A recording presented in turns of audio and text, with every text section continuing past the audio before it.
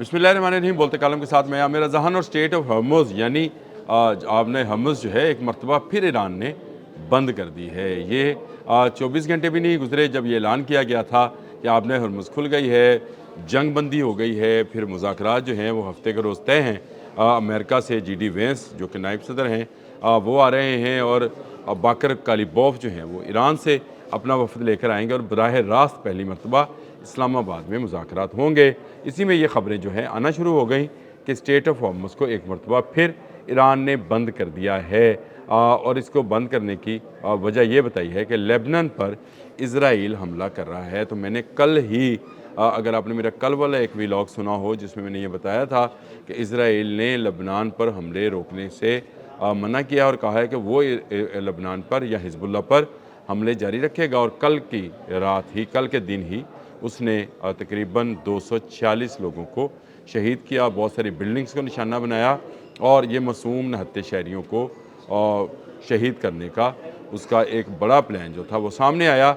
और इसकी बुनियादी वजह यह है कि वो चाहता ही नहीं है कि ये अमन कायम हो, और स्टेट ऑफ हॉर्मुज़ जिसकी वजह से पूरा मिडल ईस्ट और पूरी दुनिया जो है एक मुआशी दबाव के अंदर है, उससे निकल सके। जब अमेरिका ने ये बात जे डी वैंस से पूछी गई तो उन्होंने कहा कि लेबनान तो ईरान की तरफ से आने वाले जो निकात थे उनमें शामिल था।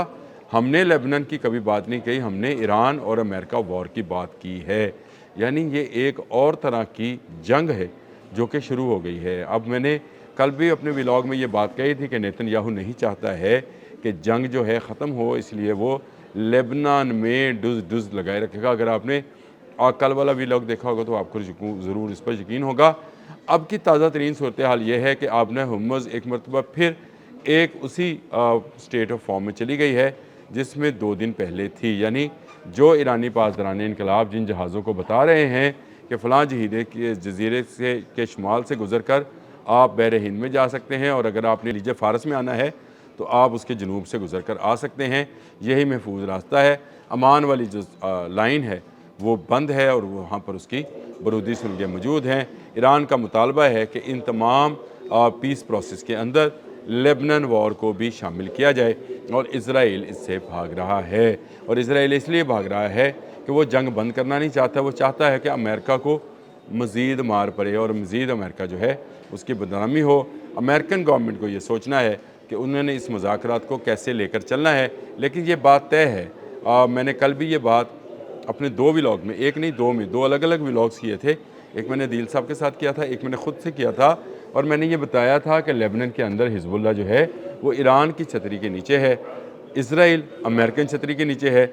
अगर ये दोनों मुल्क लड़ेंगे तो जो टेबल पर बैठे हैं मुज़ाकराती टीमें हैं वो एक दफ़ा फिर जंग के मैदान में मद्दे मुकाबल होंगी। यानी ईरान और अमेरिका इज़राइल को बचाने के लिए और ईरान हिजबुल्लाह को बचाने के लिए आमने सामने आ जाएंगे। अगर इस पीस प्रोसेस को लॉन्ग टर्म के लिए लगाना है, अगर इसको आर्जी जंग बंदी से निकाल कर या सीज़ फाइट से निकाल कर इसको मुस्तकिल जंग बंदी की तरफ लेकर जाना है, तो बड़ा अहम है कि गज़ा समेत यानी हमास, इराक़ और लेबनान, शाम, इन तमाम ममालिक में भी जो है अमन के लिए काम किया जाए और उसको इन शिकों में शामिल किया जाए जो कि ईरान ने शामिल किया है। देखिए काबिल कबूल शिकें क्या हैं क्या नहीं। कल डोनाल्ड ट्रंप ने एक नया ट्वीट कर दिया, उन्होंने कहा CNN और बाकी लोगों ने AI जनरेटेड जो है 10 शराइत जो हैं ईरान की बताई, हालांकि ईरान की ऐसी शराइत नहीं है, वो काबिल अमल हैं। तो जो काबिल अमल हैं वही बता दी जाए। एक मरतबा फिर स्टेट ऑफ हॉर्मुज़ में इस वक्त बंदिश है, इस वक्त दोबारा ईरान का सिक्का चल रहा है और ईरान जो है अपना टोल टैक्स जो है वो वसूल कर रहा है। यानी वो $20,000 जो उसने लगाया था वो दोबारा से वसूल करना शुरू कर दिया और एक महफूज रास्ता जो है जहाज़ों को देना शुरू किया है, उन जहाज़ों को जो इस वॉर में इसके साथ नहीं हैं। कल फ्रांस के सदर ने भी मसूद पज़ेश्कियान से भी बात की है और डोनाल्ड ट्रंप से भी बात की है, और इस आर्जी जंग बंदी को मुस्तकिल जंग बंदी पर में बदलने पर बात की। लेकिन क्या किया जाए कि नेतन्याहू जो हैं और यहूदी जो है वो अपनी साजिश के तहत इस जंग को जारी रखना चाहता है, कभी लेबनान के बॉर्डर पर, कभी शाम के बॉर्डर पर, कभी फ़लस्तीन में और कभी जो है ईरान में।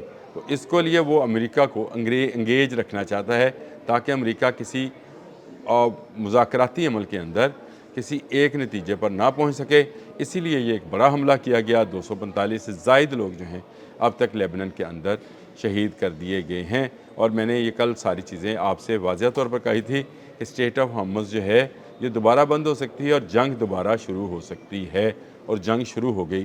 ایران کا بارڈر نہیں، لیبنان کے بارڈر پر جنگ دوبارہ شروع ہے۔ حزب اللہ نے پھر راکٹس برسانے شروع کر دیے ہیں، اور اسرائیل جو ہے وہ دوبارہ سے لیبنان کے معصوم نہتے شہریوں کو شہید کرنے کا سلسلہ شروع کر چکا ہے۔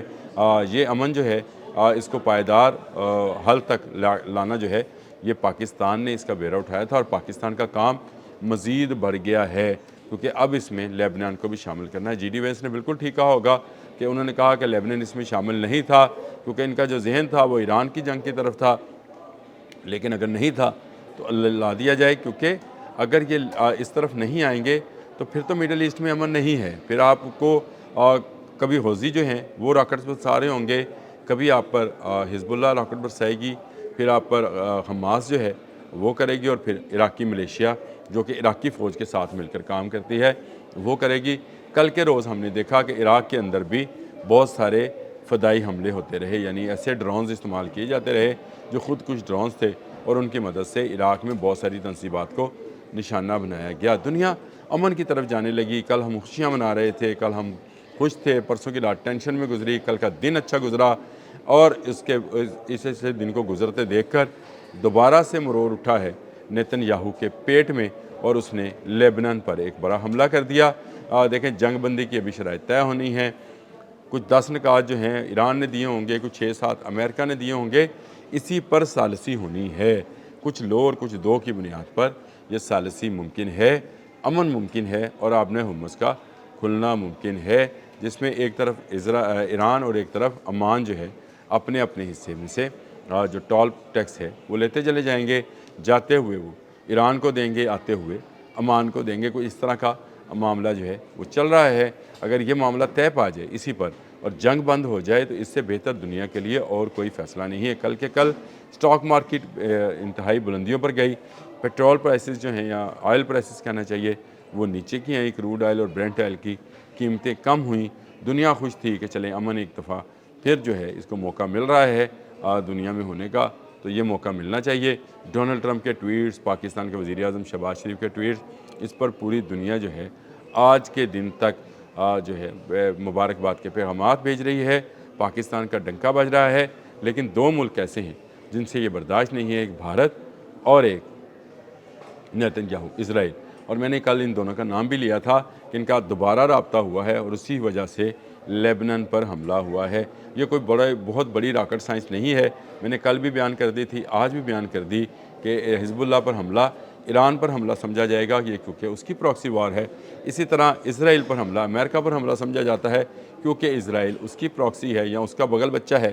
اس بغل بچے کو بچانے کے لیے امریکہ ایک دفعہ پھر جنگ میں کودے گا، ایران پھر مد مقابل ہوگا، اسٹیٹ آف ہرمز اور باب مندب جو ہیں پھر بند ہو جائیں گے، اور یہ اس کی بندش سے دنیا ایک مرتبہ پھر بڑے معاشی بحران، بڑے فوڈ سیکورٹی کے مسائل اور بڑے آئل کرائسس سے میں جائے گی، اور دنیا میں مہنگائی کا ایک نیا طوفان جو ہے وہ کھڑا ہو جائے گا۔